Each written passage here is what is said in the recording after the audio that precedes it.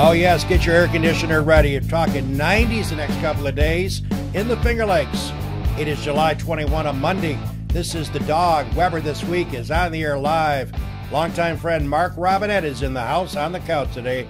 We're talking about his business and how it all got started, celebrating 70 years of existence this past July the 10th. Well, good morning, everybody. It's the Dog. How you doing? Hope you had a wonderful weekend. The weather forecast for the next 2 or 3 days is going to be nice and warm. So I hope you got that AC full blast in the car and at your apartment or home. Should be a lot of fun. We're going to talk about some sports items later in the show, but without further ado, a longtime friend of mine, Mark Robinette, is with us. Mark, good morning. Thanks for coming on. Good morning, Harold. Thank you. Mark, let's talk a little bit about your company, your Robinette Jewelers. Of course, it's a staple in Seneca Falls, and of course, me being a Seneca Falls guy, along with my wife, Mary, we have frequented your store many times, and I don't know what I would do without you fixing my calendar on my various watches. I never can get it right, but you do it in about 12 seconds or less, so I appreciate that. Let's talk about Robinette Jewelers. Let's talk about how it got started. Your dad obviously started the business, and take us from the beginning, and what was the thinking as you talked to your father when you got old enough to realize what was going on? What was the reason for him starting the business in the first place? Did he have just a feeling it would work? Well, he started out going to school, actually, learning to be a watchmaker down in Pennsylvania. Mm-hmm. As many people know, my father was on crutches. He had polio when he was a kid, at the age of 12. He was raised on a farm. During the winter months when he went to school, of course, they didn't have school buses. He had to find a house in town to spend the winter and go to school. Eventually, after going to the watchmaking school, he ended with a job in Batavia, New York. Met my mother up there. They did a lot of frequently traveling around the Finger Lakes, kind of like Seneca Falls. There was a couple other jewelers at the time, but he thought that it might be a good fit for him to open up a store. Of course, it was during 1944. During the war, it was very difficult to get jewelry. Most of the jewelry companies actually retooled to making timers for bombs. So he hooked up with a wholesaler. He started with one jewelry case in his watchmaking bench. That's how he got his start. And opened July 10th, 1944, and kind of just built on there from then on. And of course, Mark Robinette's our special guest this morning, talking about the history, the longevity of that business, Robinette Jewelers, which has been a staple here in Seneca Falls for 70 years, again, July 10th. As business, I'll be 70 next April, God willing, if I make it. So it's ironic that we're getting close to that big 70 mark. I've never been, Brad Jones is ironically smart when it comes to remembering history of Seneca Falls.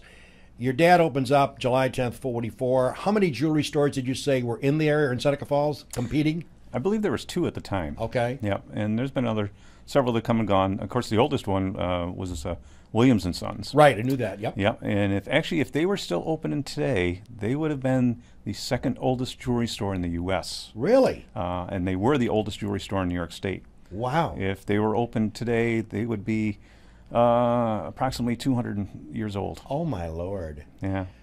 So as you realized when you were old enough to realize what your dad was doing and the family was involved in, you mentioned to me before we went on the air that your brothers and sisters had no desire to join the jewelry business.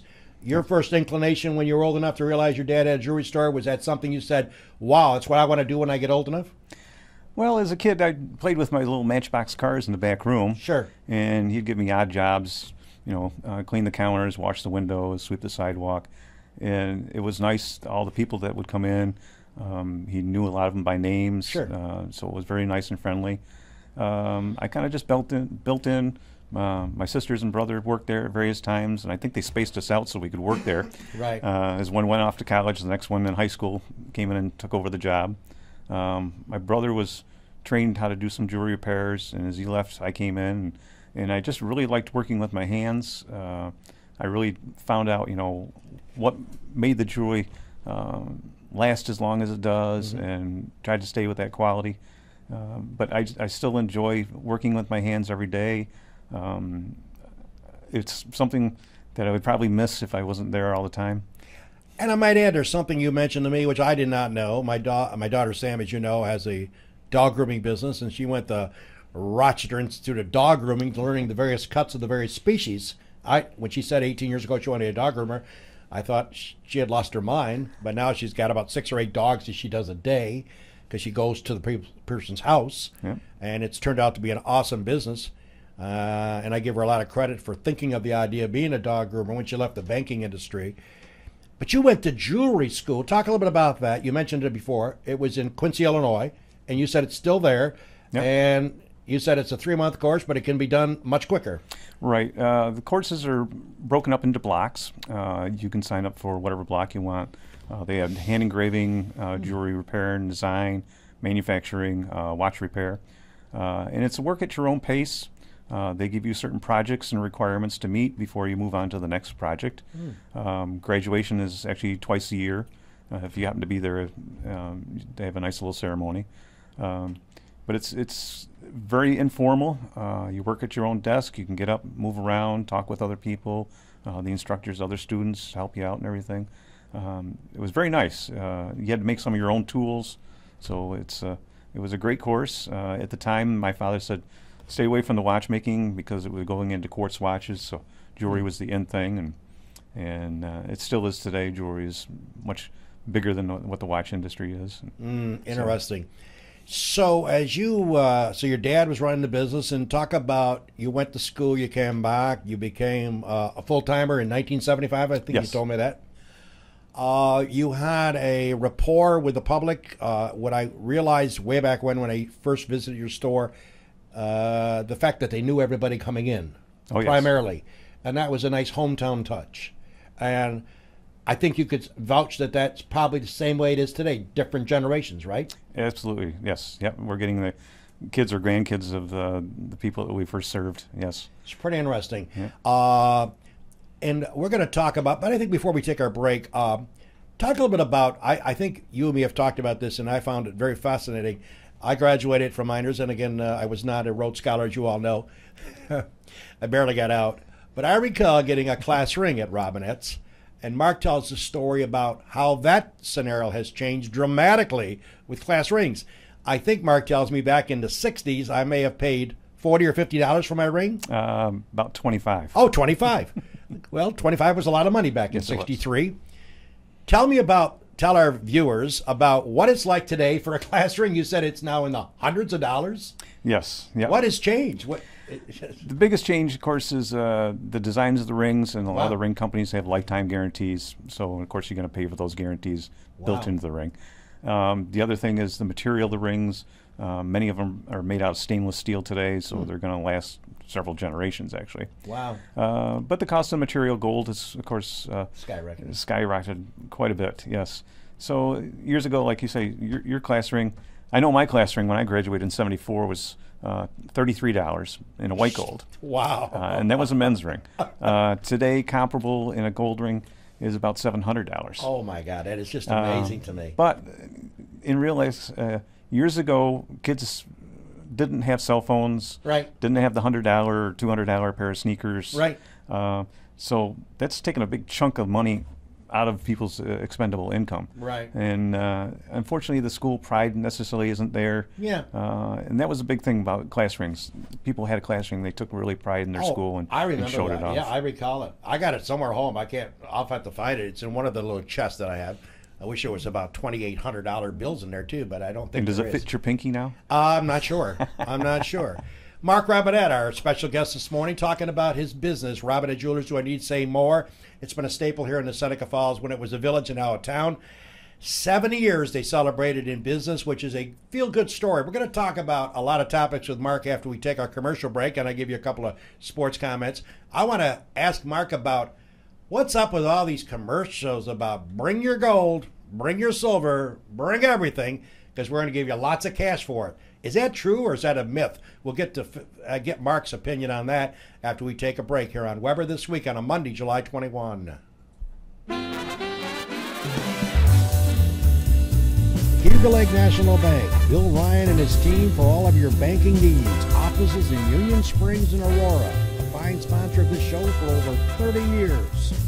PA Liquor, Seneca Falls. Amy Padula and her great team will find that right spirit for you every time. Tell Amy the dog sent you. Steve Wadhams, Wadhams Enterprises, your employer of choice, proud supporter of this show and local athletics. Bob and Leslie Ullman, owners of the Ullman Theater in Lyons, as well as the Newark Pilots, a minor league baseball team with a major league ballpark. Lizard's Tailgater Lounge, Waterloo, best mott sticks around, where you can enjoy a drink and some laughs. Seneca Falls Country Club.com, awesome 18-hole layout, offering a 12-month payment plan. Home of the toughest par 4 in central New York. Wilson Press, wpress.com. Seneca Falls, Rich Ricky, my good friend, and his team can handle all of your printing and mailing needs. Rich Ricky, Wilson Press, a fine sponsor of Weber This Week.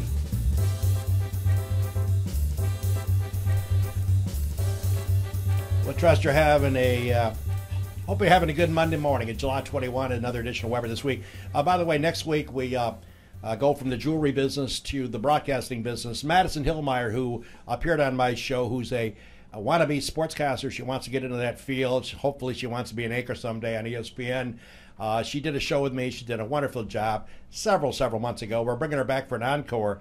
Next Monday, she will do a duet with the dog here. She'll be on the couch. We'll talk about some topics. So Madison Hillmeyer returns next week. Just so you know, we're working on some other guests, too. We're trying to get Barry Porsche, the district attorney, to pay us a visit. A couple other ideas down the road. So, again, we're always looking forward to bringing in different people from different walks of life. And a person from a different walk of life is the jewelry business. Robinette Jewelers, Mark Robinette, longtime friend of myself and our family, is with us on the couch. Okay, Mark, every 7 or 8 minutes you see commercials on the TV relative to Syracuse market, the Rochester market.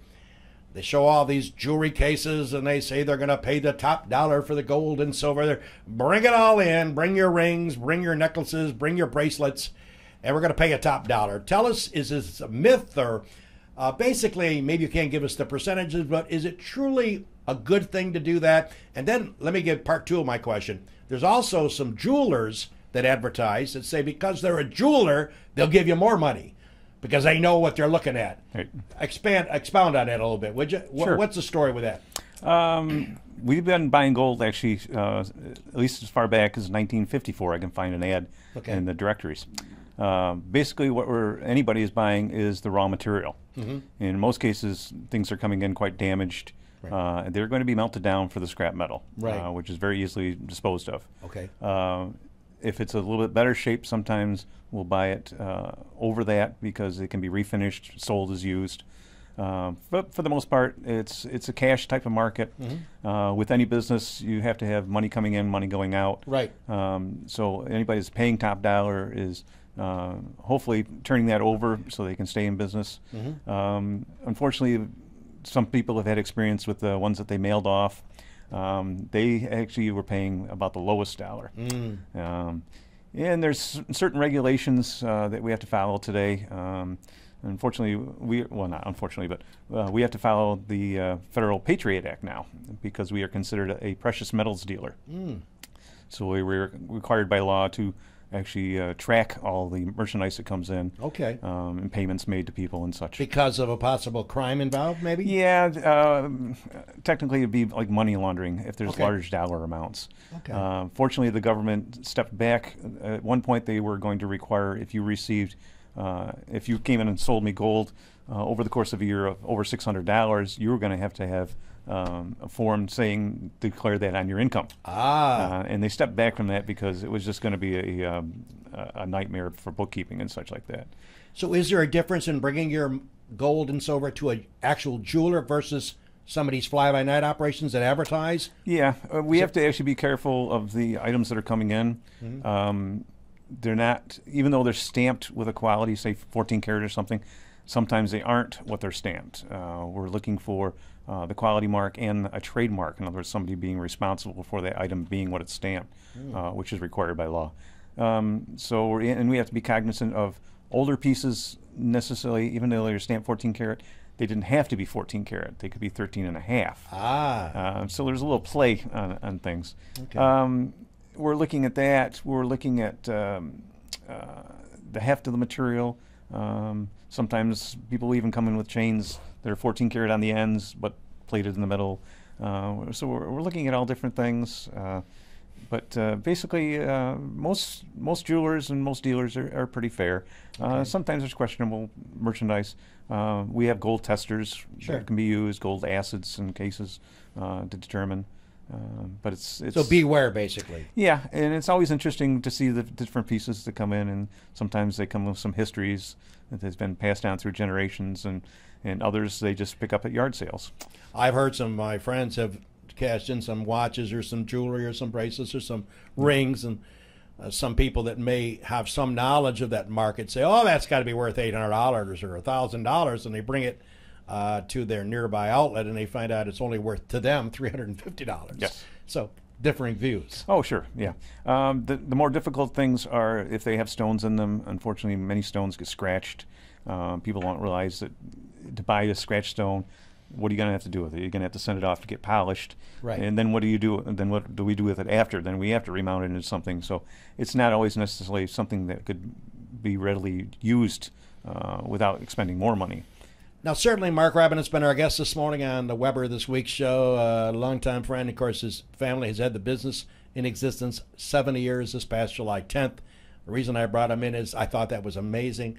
Mark, in this competitive world, you, like everybody else, has to face competition. You're a small business in a very quaint little town called Seneca Falls. But you're looking at the QVCs of the world. You're looking at the HSN, the shopping networks, K Jewelers, a zillion of the big box stores, BJ's, you name it. They got jewelry, they got watches. You've been able to maintain 70 years of existence. How difficult has it been? Do you see challenges forward, or is it something that you have a certain niche and you're going to ride that as long as it takes you?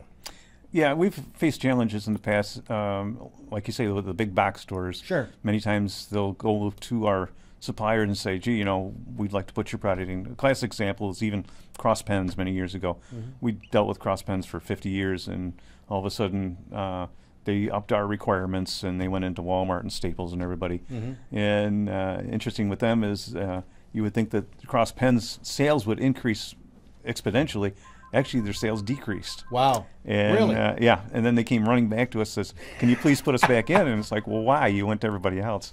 So there's little challenges like that. But our biggest niche is because we do most of our own servicing, mm-hmm. And we can service other people's merchandise. We can take care of it. And we try to do it as fast as possible. In most cases, the big box stores have trade shops that mm-hmm. they'll send their repairs to. Some people get a little uncomfortable because they don't know who's touching it or who's dealing with it, and sometimes they get a little apprehensive of whether they're going to get back the same item. In most cases, there's maybe a maximum of 3 people that handle the item in our store. In most cases, maybe I'm the only one that handles it. Yeah. So they can rest assured that they're getting back the same item. And I try to take care of every piece as if it was my own. Right. I want it done right. I don't want it to come back with any problems. But if there is a problem, I'd be glad to take care of it. Yeah.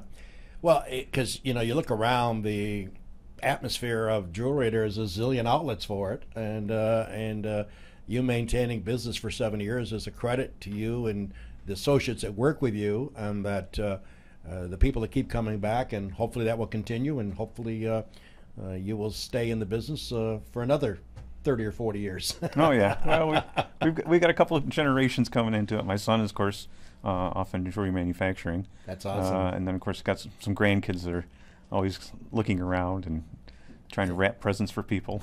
Oh, I bet it is, yeah. Well, Mark Robinette's been with us for this show, and, of course, he's the owner of the Robinette Jewelers, along with a lot of his... talk a little bit about the associates that you work with over there. They've always been kind to me and always pleasant. Give some credit to those folks that help you on a daily basis. Oh, sure, absolutely. First off is my wife. She's been working alongside with me for many years now. She takes care of the bookwork and waits on customers and basically keeps me in line. Yeah, that's the way it is, yeah. Well. Also have my sister-in-law, Lori.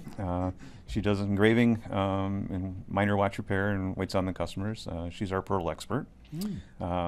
And then over the course of years, we've had many local people that have worked there, have gone on to different things, and we've had several clockmakers that we've had associated with. My father's actually trained different watchmakers in the area after they came back from the war through the GI Bills. So we've had a lot of talent people that are still our customers today coming in. That's great. Well, Mark, certainly if you look at the out your windows on Fall Street, it's changed dramatically, of course, over the years. What's your opinion of the town of Seneca Falls right now as far as what we have downtown? Basically, Parker's is a gold mine. Basically, they're always crowded. You've got other stores that are doing decently. Are you confident where we stand right now? You've been around a long time. You certainly know the landscape. You're out sweeping the sidewalks and the road. I see you about every other morning doing that. What's your take on where we are right now from an economic standpoint? Right now, retail-wise, we're down. Restaurants are actually about the same as what it was actually 50 years ago. Really? Looking back in some of the old directories, it's That's very interesting. And we've got a good mix of food now, Yes. which is great because if somebody comes down, wants to go to Parker's, it's full. There's several other restaurants they can go to and be very satisfied. But retail is a tough market, like you say. All the big boxes, the internets, and everything. Right. Everybody has to find their own niche, and I think the people that are downtown here today, I think they're really going to survive quite a long time. Of course, look at Rose Francis. Oh my God, she's still plugging along. And God bless her. I saw her the other day. She looks like she's 50. Yes, She's amazing. Yes, she is. She definitely will make the Smuckers program, I can tell you that. Good old Today Show. She'll have her on, I'm certainly. Hey, by the way, Mark, thank you for joining us. We're going to take a little break from you and go to a couple sports items, but I appreciate you taking time out to talk about your business and continued success to you. Thank you, Harold. Thank you. All right, Mark Robinette's been kind enough to join us. Just a couple of minutes before I wrap this up, but I would not be myself. I had to make a couple of comments. I must make one local comment that dealt with our famous president of the Seneca Falls Country Club. I was needling him about the club is in awesome shape. By the way, Seneca Falls Country Club, for you folks that haven't played any golf this year, want to get back in the swing of things, Jim and the board have announced a half-year membership. Jimmy, talk about that. It's a phenomenal deal. Yeah, it's $600 for a single for golf with cart from now to the end of the year. That's a steal. And then if you join after August 1st, it drops to $500. So that's neat.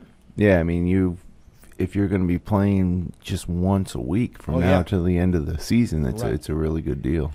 So, and also you get the $100 foursome deal working.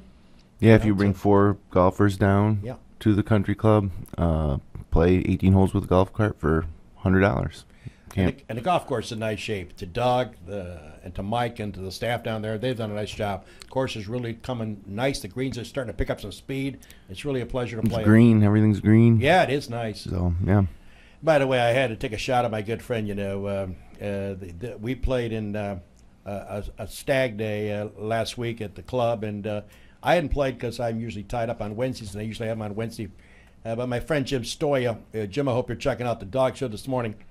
He was playing with, a 48 handicapper named TJ. What's his last name again, Jim? Pizzula. He's not a 48. I know. I like to pick on him, though. The kid's a scratch golfer, okay? So, they get these guys in these groups, and I had a chance to play with my buddy Jim Villa and Billy Moore and his son David Moore, who works for the New York State. David Beach. Yeah, David Beach, who plays New York State Electric and Gas. I want to tell you something. When the scores came in for the out, it was a beautiful afternoon to play. It was a nice clam bake put on by Tommy Hillmeyer, and he did a great job.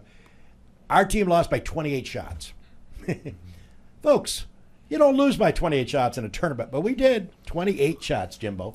No, if it's any consolation, Tiger lost the British Open by 23. That's right. That's right. Yep, and you brought me right into my next segue. Hey, how about Rory, huh? Rory, they're wondering about his game. He got rid of his girlfriend there, Carolyn Wozniacki. By the way, she won a tennis tournament yesterday, the same day that Rory dominated the Open Championship in Liverpool. Roy got it going, and I was telling Mark before the airtime, I like the Open, which I always remembered as the British Open. Now they call it the Open Championship. I much prefer it when the wind's howling 20 to 30 coming across the fairways and with some rain and the wind and holding up the umbrellas. I kind of like that. That's what I remember the British Open being. It was too placid this year. Very little wind. Winning score, 16, 17 under? Come on, that's not the British Open. We got to get the wind howling and get these guys shaking and freezing and trying to hit shots. Be that as it may, Rory is back. He moved to second in the world behind Adam Scott. The kid is just focused on golf. With all due respect, he broke up his marriage. The invitations were sent out, by the way, and he called it off. He's focused on golf. His whole team is focused with Rory. Look out. But the cute story, if you missed it, is his dad, Jerry. I love this story. Jerry McElroy and 3 other buddies 10 years ago, or not quite 10 years ago, in London, you're able to go and bet at a sports book legalized. It's legalized bookmaking. Okay, it's been that way for, I guess, hundreds of years. So these guys, Jerry McElroy and 3 other friends, walk in, be like me, Jimmy, and Mark, along with Jerry, walk into a book and said, of course, Roy's an up-and-coming 16-year-old kid, got a lot of promise. You know, hey, let's lay out some cash. They each put up $177. 177. 10 years ago, that wasn't a lot of money, but they forked it over to the book. And they said to the bookie, I bet this money, which is what, $720 total maybe, that my son Rory, who's out in the card, will win the British Open, back then it was called the British Open, in less than 10 years. Not to exceed 10 years. Yeah, by age 25. 26. Age 25.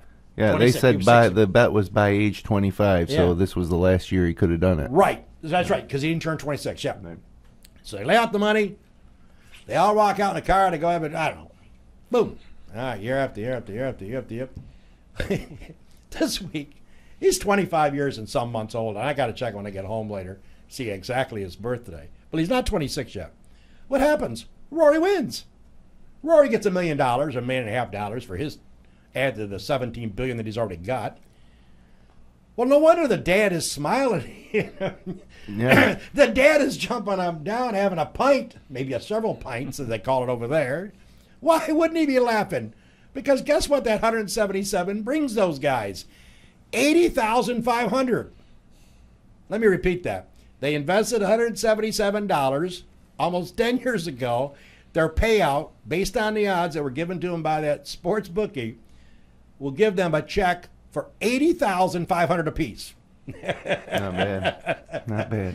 Hey, Mark, how about that, huh? I'll take that. Oh, baby. So I guess the family is celebrating. The McElroys own the world. I think it's incredible, and I think it's great. So, hey, kudos to the McElroys, and money goes to money, as my wife always likes to say. But, hey, you got to get in it to win it.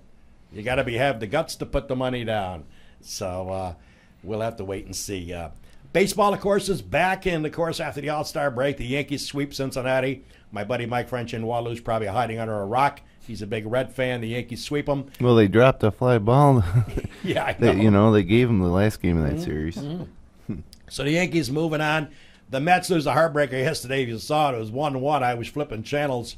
Bottom of the 9th inning in San Diego, and they're a horrible team. They're 22 out, folks. San Diego is only known for their weather, not for baseball. I'm sorry.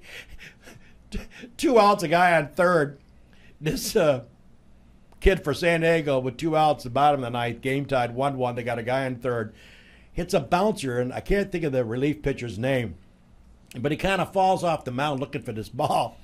He gets it, drops it, throws to first, safe. Run scores. Mets lose 2-1. Can you say Heartbreak City? And, of course, we all know about the situation with the NBA. LeBron now is a Cavalier. They drafted Wiggins. Hey, you never know. The story about Cleveland, they got Johnny Manziel playing for the Browns. He's going to ignite the crowd, I'm sure. And I would venture to say he'll probably start for the Browns this year. And, of course, you got LeBron coming back in the fall. Cleveland used to be called the mistake on the lake. No longer, as they look like they're revved up for several years as wonderful football and good old basketball friends. And, of course, Jimmy, a team that I've never liked, the Bills have set up camp in St. John Fisher. Yeah. Sunday night was their opening night of camp, and City Mattress is giving away. If you buy your mattress from them and they win the division, your mattress ends up being free. You want to hear something? You just made an error. They will give it to you if they win the AFC Championship. Oh, they got to win the Oh, AFC. yeah. How about that? Okay, well, that's a little harder. I thought it was the AFC East. No, excuse me. By the way, folks, I was going to mention that Mark Schiller, the president of City Mattress, which you all see their commercials, he's got his Bill shirt on, and as Jim pointed out, he's been advertising. You probably have seen it. You come in, Mark and his wife buy a mattress, box springs, and it costs them $2,200. They pay Mark. Mark Schiller, and they get a receipt, and he puts his name in the box. And when the Bills win the AFC Championship, When they will draw a name out of the hat, and if it's Mark Robinette, Mark and his wife will get a check back for $2,200. Now, I was thinking of the odds of that. Well, I don't know, 75,000 to 1. I don't know. It'd be like me saying I'm going to have a sex operation if the Bills win the Super Bowl. From being called dog, I could be called dogette. Sure. What do you think, Jimmy? Oh, come on. I mean, come on. The City Mattress, at least give these fans and some of the customers a shot at winning. They got to win the AFC Championship. Good luck on that. Thanks to Mark Robinette for joining us. Hey, Doug, before you Yep. get out of here, I just have Yep. one question for Mark, because Yep. I thought that a lot of people might enjoy this. But back when you were a kid hanging around the store, just name some of the other stores downtown that might pop in your mind, some of the names of the shops, and if you could. Sure. Of course, you had Seal and Ruts, Yep. Shannon's, Seneca Clothing, Rotan's, Carmel's, Indidio, Rexall Drugstore, that of course had the soda fountain in it. Working Men's Store, they used to be located downtown. Wow. Before they moved out to the building that got torn down up the street there. Of course, NYSEG used to be down. Savings Bank, of course, located where the Women's Hall of Fame is currently right now. Oh, yeah. Bill's Meat Market. Bill's Meat Market. Of course, Smith & Jones. Yeah. Before that, Calarco's? Calarco's, yes. Yeah. That was my favorite. Curry's Appliances. Curry's, yeah. You had Western Auto. Oh. Ward's Ice Cream. Yeah. I used to go there. Oh, yeah. Got a lot of stores. Yeah. Ryan's Furniture turned into Surza Furniture. Franklin Furniture, of course, with Augie Orlando. Yep. Sullivan's Cigar Store. That was Wow. always a favorite for the Richardson's root beer. There you go. Yeah. Yeah. Zona's Dry Cleaners. Wow. Of course, many years ago, Doran's Funeral Home operated a furniture store where the karate studios moved into. Oh, right next to the Gould. Yeah. Of course, the Venice Restaurant next to them. In Venice. Yep. Yeah. Strand Theater, of Strand course. Theater. Strand Couple, Theater. couple different versions of that. And my first date, Janie Whiting, I took her on a movie to the Strand. Yeah. It was 20. It was 25 cents. Was it an R-rated? Was it Casablanca? No, but I had her pay her own way. Okay. Well, some I things did. haven't changed. 25 cents for me and 25 cents for Janie. I remember that first Yeah. date. Yep. Yeah. Man, times have changed. Yes. Wow. Yeah, but it is fun to look back at old directories and stuff and Yep. see some of those businesses. And I remember from when I was a kid, that was two things that stuck out to me. Was number one, my grandmother and mother, whoever would take me down there, and they would just shop downtown and Yeah. go home. That was it. You didn't have to go to a mall. You didn't No. have to go online. Everything was there. But the other thing a lot of people don't realize about those days is Wednesday afternoons, everything shut down because it was called Businessman's Day. So a lot of guys, people would go golfing. But if you wanted to go, if you came downtown Wednesday, a lot of stores would be closed Yeah, afternoon. 12:30. Yep. Yeah. Yeah, especially the barbers today. Yeah. Is typically Wednesday afternoon closed. Yes. We forgot one place, Muldoon's. Muldoon's. Yep. Tommy, legendary. Yeah. Yeah. What do you want? Don't stutter either. Yeah. If you stuttered, he went to the next person. And how big the roast beef sandwiches were. Oh, God, it was phenomenal. Muldoon's. Yeah. Some of the old memories. Well, Mark, thanks for joining us. It's been a Yeah, pleasure. thanks, Mark. Yep. Thank you. Thank you. Mark Robinette, been our guest this morning, talking about his business of 70 years in existence. And congratulations, by the way. That's That's awesome. you. phenomenal. 70, phenomenal. 70 years. Yep, that's phenomenal. So we appreciate Mark spending some time out on a Monday morning. Again, Madison Hillmeyer, the young phenom sportscaster wannabe, will be with us next week. We'll be doing a duet show, The Dog and Maddie. We're going to call it the Maddie and Dog Show. We'll give her top billing next week. So I hope you join us for that show. Have a great week, everybody. As I told you earlier, when we came on the air, it's going to be a little warm, so get that air conditioner working, okay? If not, you better go out and buy one today because it's going to be hot, hot, hot the next couple of days. For Mark Robinette, this is the Dog. Thank you for joining for another edition of Weber This Week, My Way.